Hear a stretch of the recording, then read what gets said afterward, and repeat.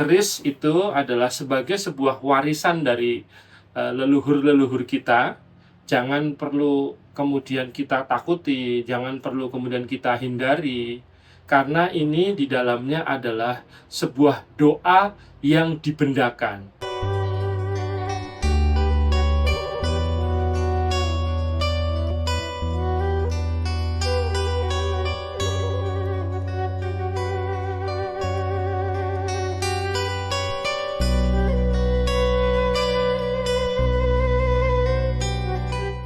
Assalamualaikum warahmatullahi wabarakatuh.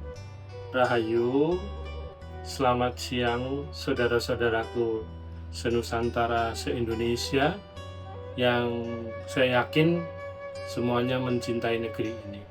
Perkenalkan, nama Hari Nugroho, ingin berbincang-bincang atau ngobrol-ngobrol, sharing-sharing dengan saudara-saudara semuanya terkait dengan senjata tradisional seluruh Indonesia,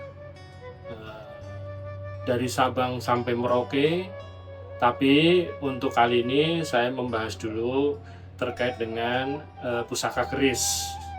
Nah, seperti yang kita pahami bersama, keris itu bentuknya macam-macam. Ada yang lurus, ada yang luk, kemudian juga pamornya juga macam-macam.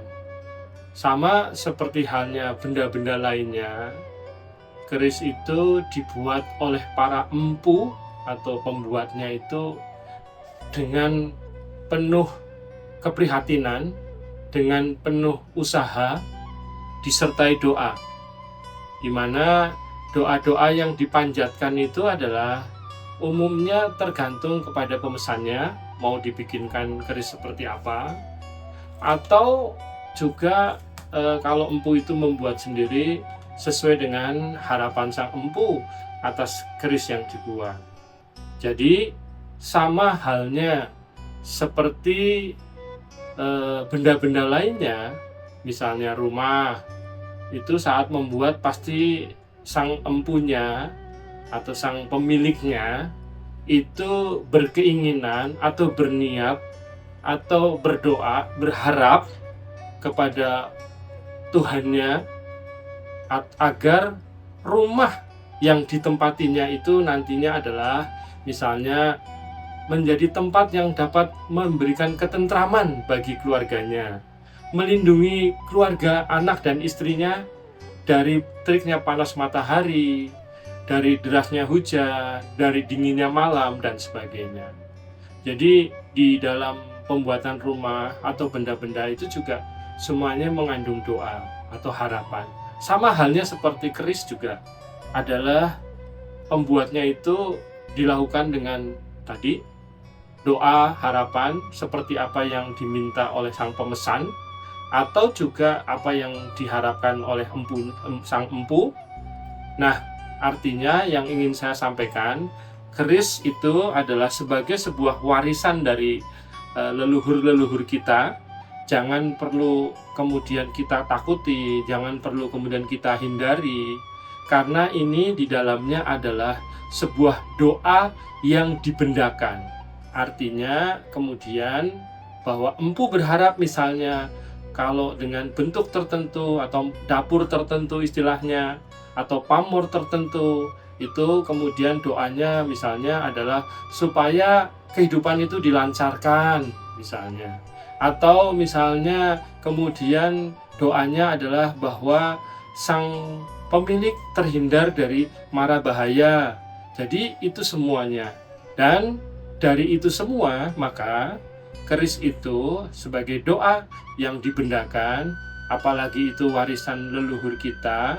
Alangkah baiknya apabila kita merawatnya. Jadi kita merawat peninggalan-peninggalan itu jangan sampai kemudian justru dirawat oleh orang-orang lain atau bangsa-bangsa lain. Nah, sekarang saya akan ambil salah satu contoh keris, yaitu ini nanti adalah keris dapurnya brojol, pamornya adalah junjung derajat, kemungkinan tangguh pembuatannya adalah Cirebon. Coba kita lihat.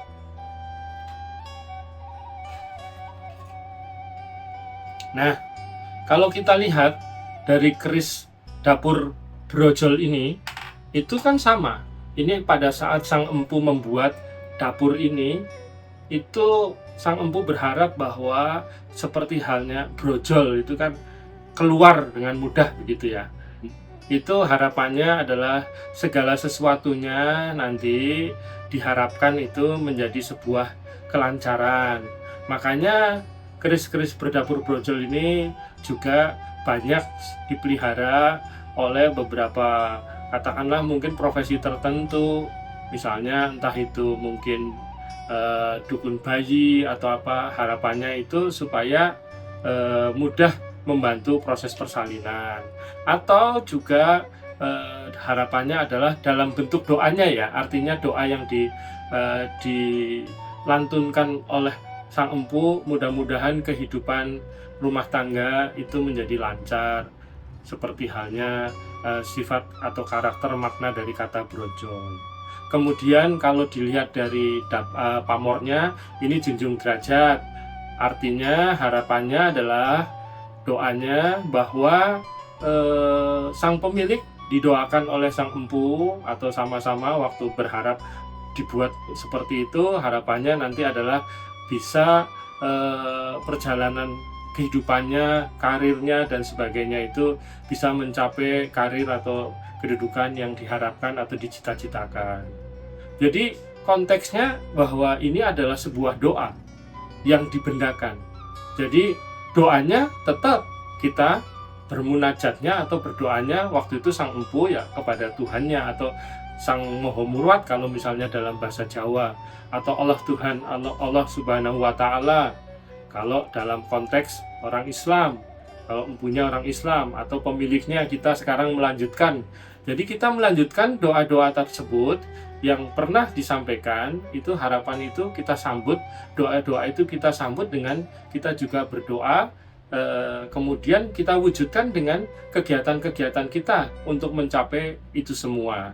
Jadi untuk perkenalan pertama bahwa keris adalah doa yang dibendakan, dan ini adalah warisan dari para leluhur kita, sehingga alangkah baiknya kalau dari kita juga yang ikut merawatnya.